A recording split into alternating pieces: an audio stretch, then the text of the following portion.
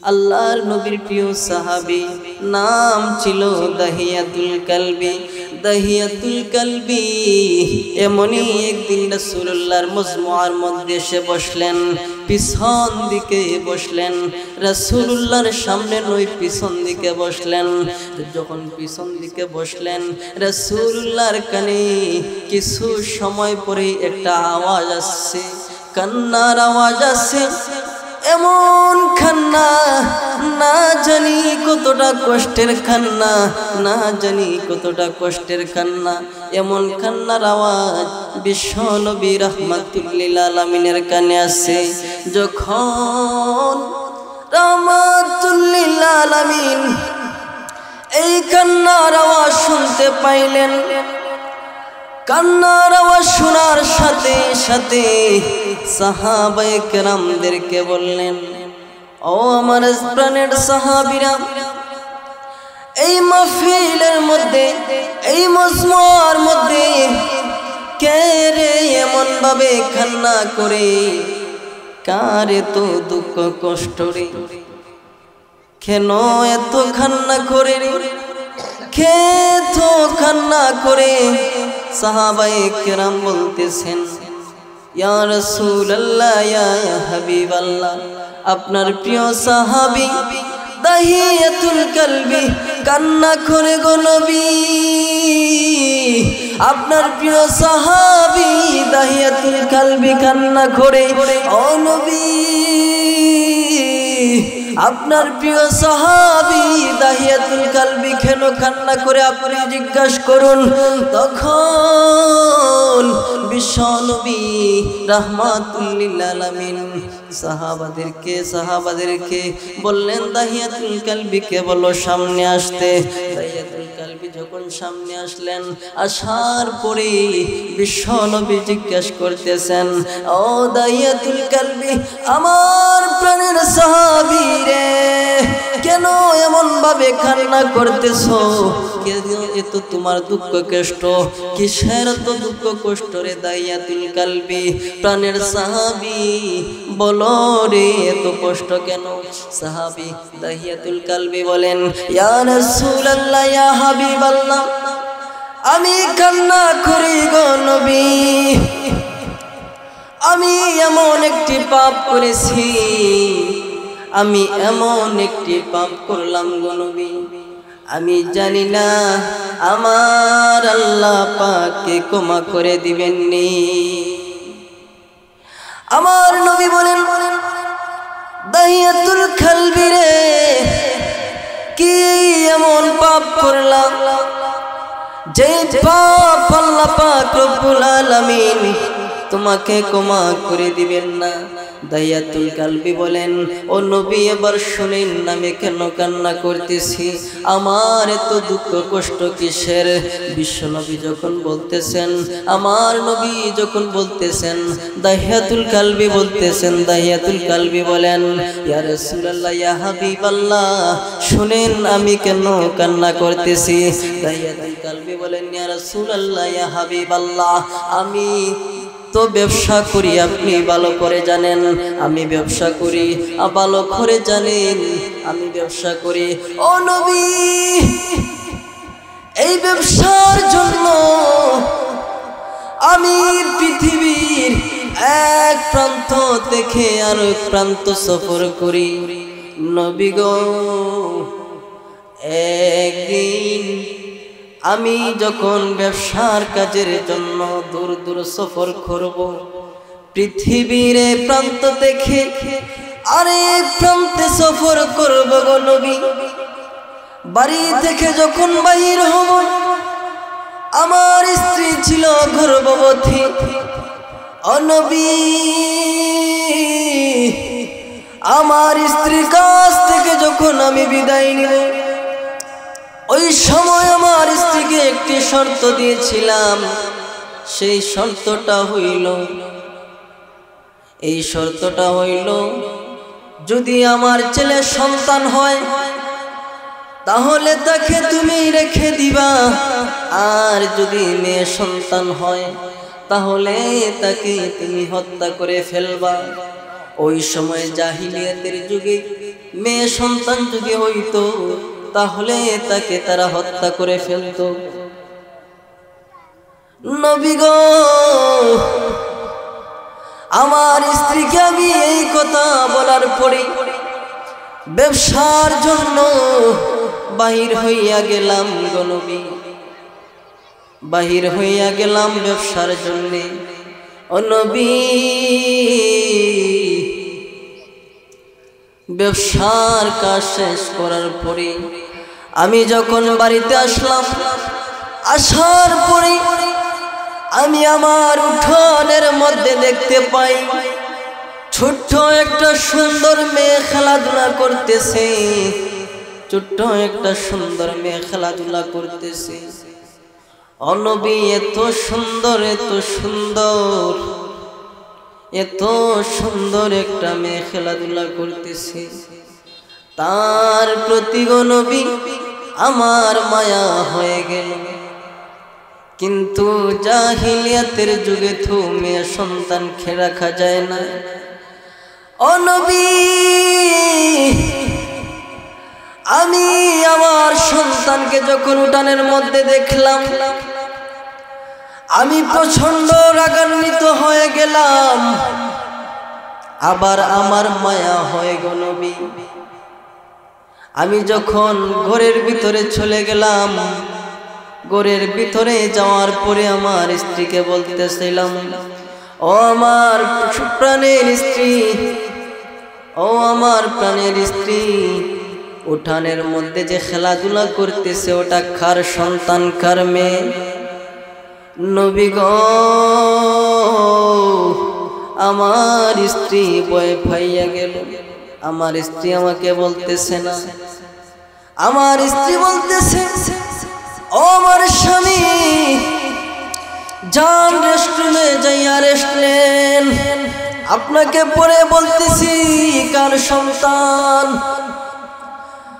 ও বিশ্বনবী রাহমাতুল লিল আলামিন, আমি যখন যাইয়া আমার রেস্টুরেন্টে গেলাম, আমার স্ত্রী আমাকে এই রেস্টুরেন্টে যাইয়া বলতেছি, ও আমার স্বামী, এটা আমাদের সন্তান, এত সুন্দর, এত সুন্দর ফুটফুটে একটা মেয়ে গো স্বামী, আমি কেমনে মা হইয়া তারে হত্যা করি?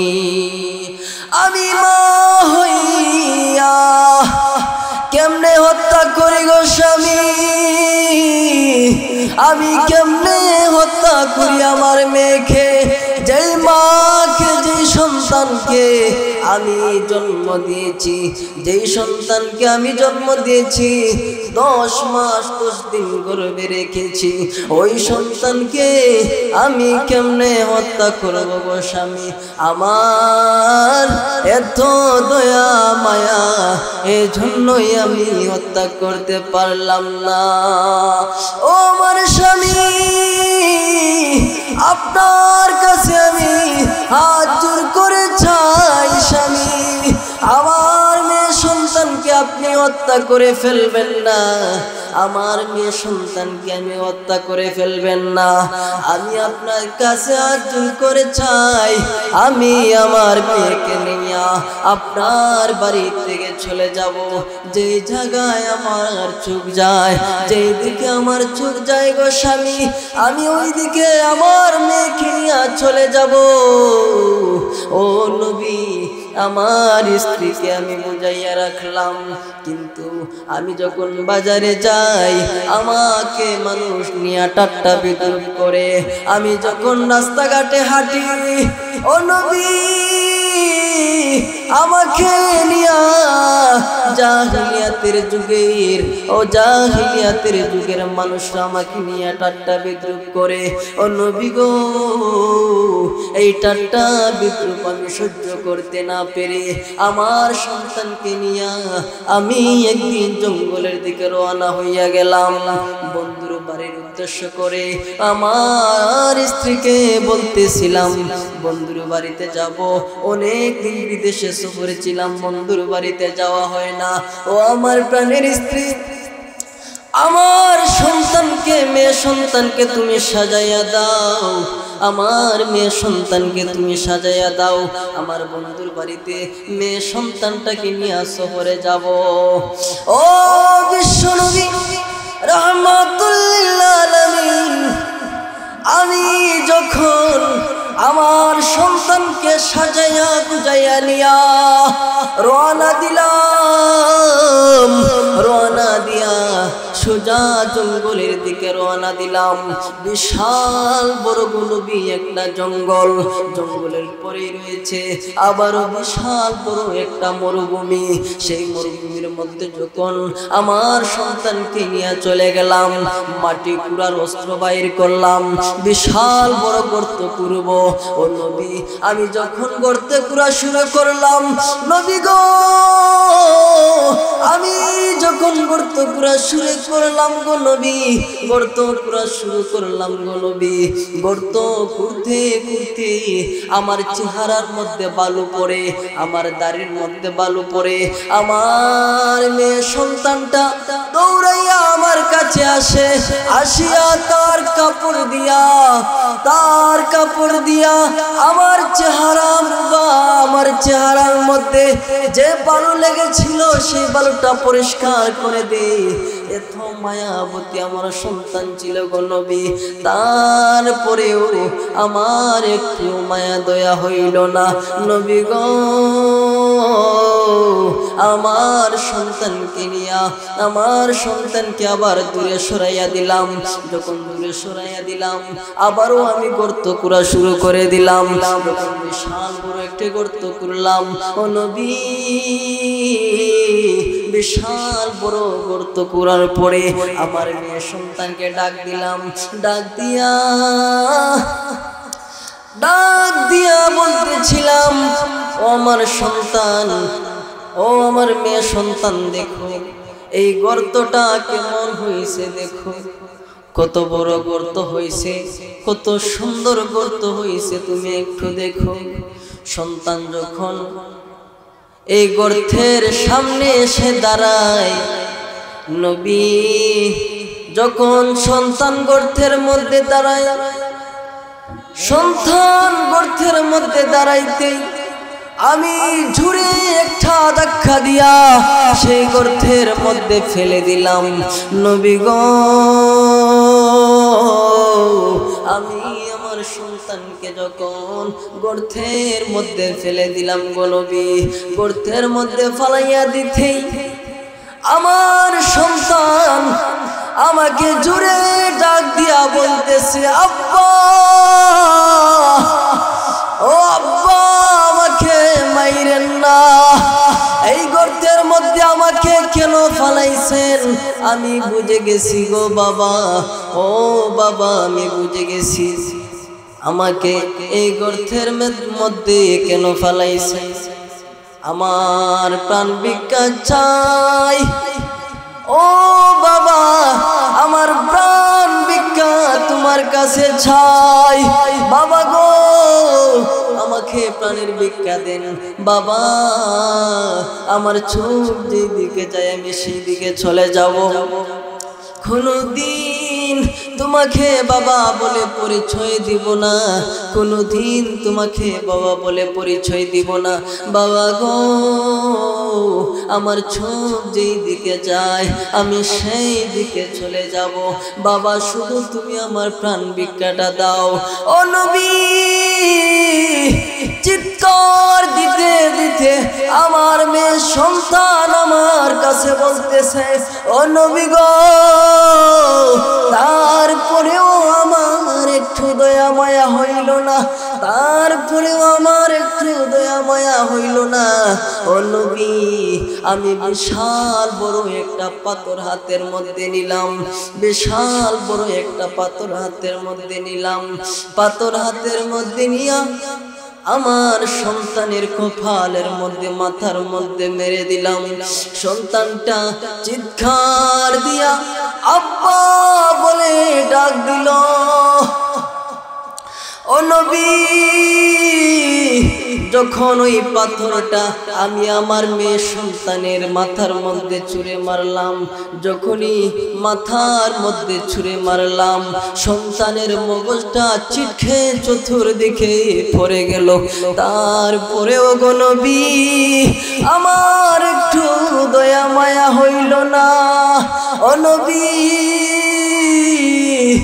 আমার সন্তান যখন বাবা বলে চিৎকার দিছে গো নবী, ওই চিৎকারের আওয়াজ আমি যখন খাইতে যাই গো নবী, আমি যখন খাইতে যাই ওই চিৎকারের আওয়াজ আমার কানের মধ্যে ভেসে উঠে। আমি যখন ঘুমাইতে যাই ওই ঘুমের মধ্যে বাবা চিৎকারটা আমার কানের মধ্যে ভেসে উঠে। আমি যখন চলাফেরা করি ওই বাবা চিৎকারটা আমার কানের মধ্যে ভেসে উঠে। নবী গো, ও নবী, এই মহাপাপীকে আল্লাহ কি মাফ করে দিবেননি? এই মহাপাপীকে আল্লাহ কি মাফ করে দিবেননি? ও নবী, এই মহাপাপীকে কি আল্লাহ মাফ করে দিবেননি? আমার নবী বলেন, আমার নবী এই ঘটনা শোনার পরে কাঁদতে কাঁদতে নবীর দাড়ি মুবারক ভিজে গেল। আমার নবী বিশ্ব নবী আরেকজন সাহাবীর গায়ে হাত দিয়া বলতেছেন, আরেকজন সাহাবীর গায়ে হাত দিয়া বলতেছেন, ও আমার সাহাবী দাহিয়াতুল কালবি রে, তুমি পাষাণ্ড বাবার চাইতেও আমার আল্লাহর দয়া মায়া হাজার গুণ বেশি, আমার আল্লাহর দয়া মায়া হাজার গুণ বেশি। দাহিয়াতুল কালবি প্রাণের সাহাবী রে, বাবা হইয়া কেমনে তোর সন্তানকে হত্যা করে দিলি? একটু কি দয়া মায়া হইল না? একটু কি দয়া মায়া হইল না? দাহিয়াতুল কালবি শোন রে শোন, আল্লাহর দয়া মায়া হাজার গুণ বেশি রে, হাজার গুণ বেশি। এই পৃথিবীর সব মায়া যদি এক পাল্লায় রাখা হয়, আমার আল্লাহর দয়া মায়া তার চাইতেও বেশি। দাহিয়াতুল কালবি রে, আল্লাহ পাক রব্বুল আলামিন পাহাড় পরিমাণ যদি গুনাহ করো, সাগর পরিমাণ যদি গুনাহ করো, বান্দারে গোটা পৃথিবী পরিমাণ যদি গুনাহ করো, আর আল্লাহ পাকের কাছে যদি, আল্লাহ পাকের কাছে যদি ছাওয়ার মতো ছাও, আল্লাহ পাক রব্বুল আলামিন জীবনের সমস্ত গুনাহ মাফ করে দিবেন। এই জন্য বেশি বেশি আল্লাহ পাক রব্বুল আলামিনের কাছে আমরা চাইতে থাকবো, যত বড় গুনাহ হোক, যত বড় পাপ করি না কেন, একবার যদি আল্লাহ পাক রব্বুল আলামিনের কাছে মন খুলে অন্তর খুলে চাওয়ার মতো যদি চাও, বিনয়ী হয়ে চাইতে থাকবো, বিনয়ী হয়ে চাইতে থাকবো, দেখবেন আল্লাহ পাক রব্বুল আলামিন আমাদেরকে মাফ করে দিবেন। সব সময় যেই জায়গায় যেই সময় যেই কাজেই থাকেন না কেন, সব সময় আল্লাহ পাকের কথা আমরা স্মরণ করব, আল্লাহ পাকের ভয় নিয়ে আমরা চলাফেরা করার চেষ্টা করব, সব সময় মৃত্যুর কথা স্মরণ করব, সব সময় মৃত্যুর কথা স্মরণ করব। আর আলেম উলামাদের সাথে সব সময় জীবন যাপন করার চেষ্টা করবেন, আলেম উলামাদের সাথে সব সময় চলাফেরার চেষ্টা করবেন, সব সময় হক্কানি উলামাদের সাথে জীবন চলাফেরার চেষ্টা করবেন, কেননা উনারা হলেন নবীর ওয়ারিস। যদি সুন্দর করে আলেম উলামাদের সাথে চলাফেরা করতে পারেন, তাহলে কিয়ামতের মাঠে ওই আলেম উলামাদের সাথে আল্লাহ পাক রব্বুল আলামিন তোমার হাসর করাইয়া দিবেন, ওই আলেম উলামাদের সাথে জান্নাত পর্যন্ত পৌঁছাইয়া দিবেন ওই আল্লাহ পাক রব্বুল আলামিন। এই জন্য সব সময় বেশিরভাগ আলেম উলামাদের সাথে জীবন যাপন করবেন। সাবধান সাবধান, একবারে সাবধান কইরা দেই, কোনো দিনও আলেম উলামাদেরকে গালিগালাজ করবেন না, কোনো দিনও আলেম উলামাদেরকে নিয়ে ঠাট্টা বিদ্রুপ করবেন না। কেননা নবীদের দায়িত্ব আল্লাহ পাক রব্বুল আলামিন আলেমদের উপর দিয়ে দিয়েছেন। আমার বিশ্ব নবীও বলেন আল উলামা ওয়ারাসাতুল আম্বিয়া, আলেমগণের ওয়ারিস, নবীগণের ওয়ারিস হলেন আলেমগণ। এই জন্য সাবধান করে আপনাদেরকে বলি, কোনোদিনও আলেম উলামাদেরকে আপনারা গালিগালাজ করবেন না, আলেম উলামাদেরকে কষ্ট দিবেন না। কেননা সেটা আল্লাহ পাকও সহ্য করতে পারেন না, আল্লাহ পাকও সহ্য করতে পারেন না। হক্কানি উলামাদের সাথে কাছে গেলে কি হয়, হক্কানি উলামাদের সোহবতে গেলে কি হয়। দৃষ্টান্তমূলক একটা ঘটনা বলি। আমাদের আকাবির, দেওবন্দের আকাবির হাজী আমদাদুল্লাহ মুহাজিরে মক্কি রহমতুল্লাহি আলাইহি, উনি বহুত বড় একজন বুজুর্গ আল্লাহওয়ালা মানুষ, বহুত বড় একজন বুজুর্গ আল্লাহওয়ালা মানুষ হাজী আমদাদুল্লাহ মুহাজিরে মক্কি রহমতুল্লাহি আলাইহি। হাজী আমদাদুল্লাহ মুহাজিরে মক্কি রহমতুল্লাহি আলাইহি মুরিদ ছিলেন একজন মহিলা। হাজী আমদাদুল্লাহ মুহাজিরে মক্কি রহমতুল্লাহি আলাইহি মুরিদ ছিলেন একজন মহিলা। ওই মহিলা একদিন জানতে পারলো হাজী আমদাদুল্লাহ মুহাজিরে মক্কি রহমতুল্লাহি আলাইহি ওই মহিলার গ্রামে ওয়াজ করতে আসতেছেন। ওই মহিলা হাজী আমদাদুল্লাহ মুহাজিরে মক্কি রহমতুল্লাহি আলাইহির এতটা ভক্ত ছিল। ওই মহিলা যখন জানতে পারলো হাজী আমদাদুল্লাহ মুহাজিরে মক্কি রহমতুল্লাহি আলাইহি ওই মহিলার গ্রামে আসতেছেন, ওই মহিলা তার স্বামীকে বলতেছে, ও আমার স্বামী, যান চলে যান, আজকে আমার পীর সাহেব আমাদের গ্রামে ওয়াজে আসতেছেন, আমাদের এলাকায় ওয়াজে আসতেছেন। স্বামী গো, তাড়াতাড়ি চলে যান। আমার পীর সাহেব অত্যন্ত চমৎকার আলোচনা করেন, অনেক তাত্ত্ববহুল আলোচনা করেন। ও আমার স্বামী, যান চলে যান, অনেক ভালো হবে। স্বামী বলতেছে, ও আমার স্ত্রী, তোমার পীর সাহেবের কাছে গেলে তো মুরিদ হওয়া লাগবে, কিন্তু তোমার পীর সাহেবের ওয়াজ শুনতে পারবো। স্বামী, তোমার পীর সাহেবের ওয়াজ শুনতে পারবো, কিন্তু আমি মুরিদ হইতে পারবো না।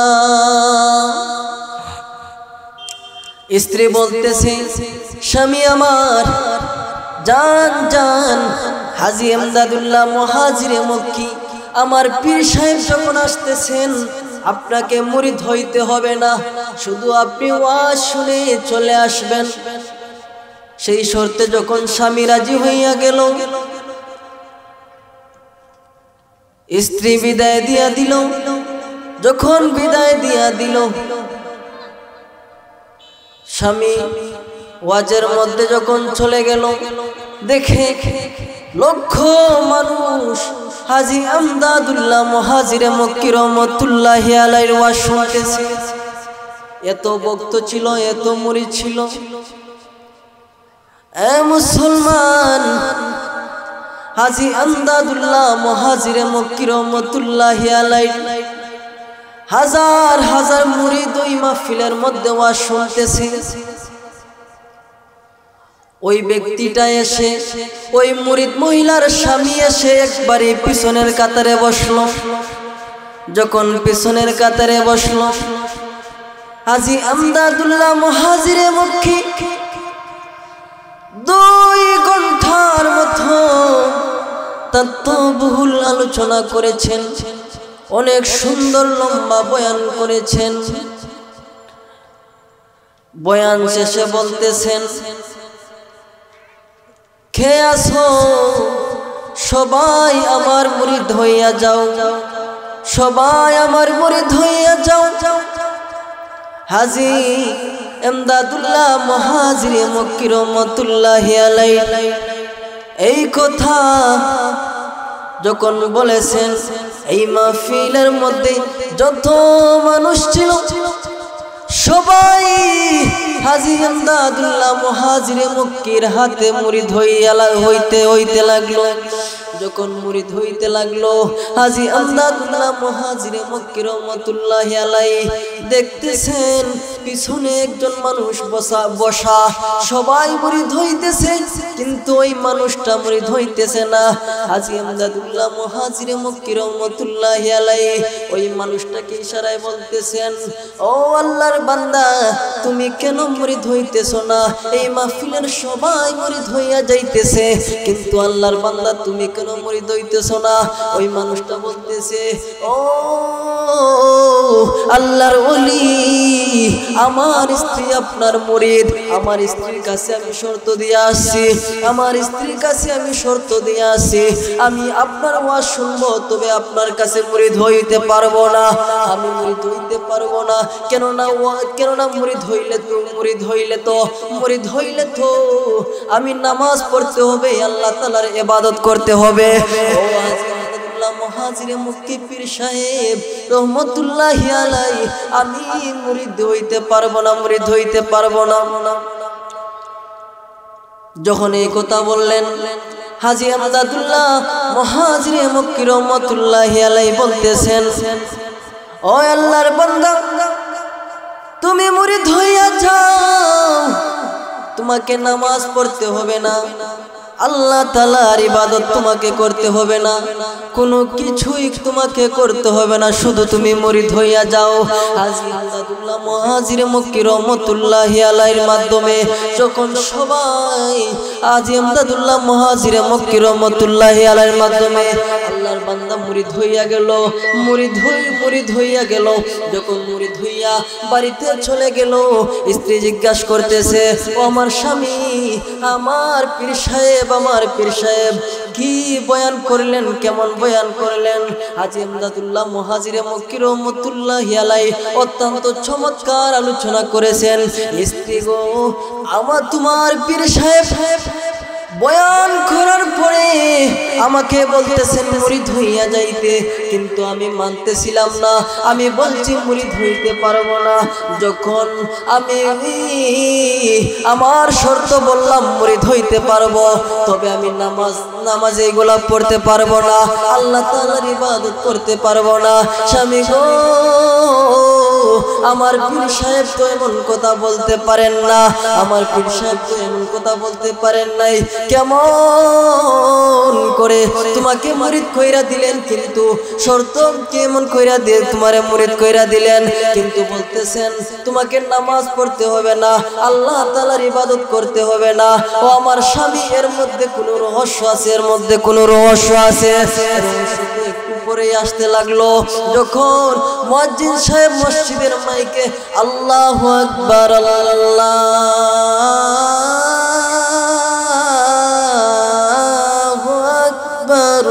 এই আজান দিতে শুরু করলেন, যখন মুয়াজ্জিন সাহেব মসজিদের মাইকে আজান দিতে শুরু করলেন, আজান যখন শুরু হইতে লাগলো, আজান শুরু হওয়ার সাথে আল্লাহর বান্দার সারা শরীর চুলকানি আরম্ভ হইতে লাগলো, যখন চুলকানি আরম্ভ হইতে লাগলো, দৌড়াইয়া তার স্ত্রীর কাছে গেল। স্ত্রীর কাছে যাওয়ার পরে স্ত্রীকে বলতেছে, ও আমার স্ত্রী, ও আমার প্রাণের স্ত্রী গো, এত চুলকায় কেন? আজান দেওয়ার সাথে এত চুলকায় কেন? স্ত্রী বলতেছে, ও আমার স্বামী, এই গোটা পৃথিবীতে এমন কোনো ডাক্তার হয় নাই আপনার চিকিৎসা করবে, আমার কাছে জানা আছে। স্বামী গো, আমার স্বামী, আমার কাছে জানা আছে আপনার ঔষধ, আপনি যাইয়া ওযু করেন, যদি ওযু করেন তাহলে আপনার সারা চুলকানি বন্ধ হইয়া যাইবে। তাড়াতাড়ি যাইয়া আল্লাহর বান্দা যখন ওযু শুরু কইরা দিল, তখন আল্লাহর বান্দা দেখে যে অঙ্গদ্বয়, সে অঙ্গ থেকে চুলকানি বন্ধ হইয়া যায়, আসরের সময় শুরু হইয়া গেল। মুয়াজ্জিন সাহেব যখন মসজিদের মাইকে আসরের আজান দিলেন, আবারও তার সারা শরীর চুলকায়। আল্লাহর বান্দা আবার ওযু করলো, ওযু করার সাথে সাথে চুলকানি বন্ধ হইয়া গেল।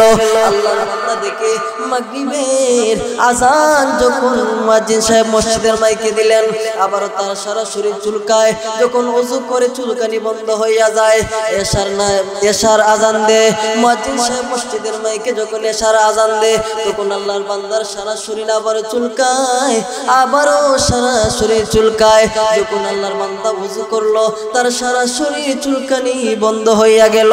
আল্লাহর বান্দা যখন রাত্রে এই কথা বলে বিছানার মধ্যে চলে গেল, আজকে তো 4 ওয়াক্ত নামাজ পড়ে নিলাম, তবে তাওবা করলাম আর কোনদিন আমি নামাজ পড়ব না, আর কোনদিন আল্লাহ তাআলার ইবাদত করব না, আর কোনদিনও আল্লাহ পাকের ইবাদত করব না, আর কোনদিনও আল্লাহ পাকের গোলামি করব না। শেষ তাওবা করে ফেললাম। কিন্তু বান্দা যখন বিছানার মধ্যে গেল, বিছানার মধ্যে যাওয়ার পরে বান্দা যখন শুনতে পায় মুয়াজ্জিন সাহেব মসজিদের মাইকে ফজরের আজান দিলেন, যখন ফজরের আজান মুয়াজ্জিন সাহেব মসজিদের মাইকে আল্লাহু আকবার বলে শুরু করে দিলেন, আল্লাহর বান্দা দেখে তার সারা শরীর আবারও চুলকানি আরম্ভ হইয়া গেল। আল্লাহর বান্দা আর বিছানার মধ্যে থাকতে পারলো না, তাড়াতাড়ি যাইয়া ঠান্ডার মধ্যে ওযু করে নিল। ওযু করিয়া আল্লাহর বান্দা যাইয়া ফজরের নামাজ শুরু করে দিল। ফজরের নামাজ পড়ে আল্লাহ পাকের দরবারে হাত উঠাইল, ফকিরের বেশে মিসকিনের বেশে দুইখানা হাত আল্লাহর কাছে উঠাইয়া দোয়া করতেছে, মালিক জীবনে যতই গুনাহ করলাম, মালিক জীবনে যত তোমার অবাধ্যতা করলাম, মালিক রে জীবনে যত তোমার নাফরমানি করলাম, মালিক আজকে এই মাহফিল থেকে, আজকে নামাজ থেকে তাওবা করলাম, আজকে আমি তাওবা করলাম, আর কোনদিনও তোমার নাফরমানি করব না, আর কোনদিনও তোমার নাফরমানি করব না আল্লাহ, আর কোনদিনও তোমার অবাধ্যতা করব না, আর কোনদিনও তোমার নামাজ ছাড়ব না, আর কোনদিনও তোমার গোলামি ছাড়ব না। মালিক মালিক শেষ তোমার কাছে তাওবা করি, আমাকে তোমার প্রিয় বান্দা হিসাবে তুমি কবুল করে নাও। এইভাবে আমরা আল্লাহ পাক রব্বুল আলামিনের কাছে সব সময় চাইতে থাকবো, বেশি বেশি যত বড় গুনাহ হোক না কেন আল্লাহ পাকের কাছে আমরা চাইবো। ওয়া আখিরু দাওয়ানা আলহামদুলিল্লাহি রাব্বিল আলামিন। আসসালামু আলাইকুম ওয়া রাহমাতুল্লাহি ওয়া বারাকাতুহু।